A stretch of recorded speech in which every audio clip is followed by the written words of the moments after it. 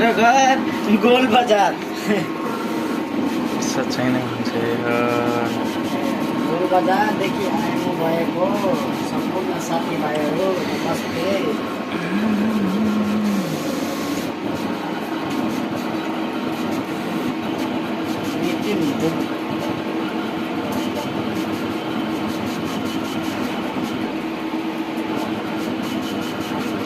कसको पालो खानु तेरो पालो?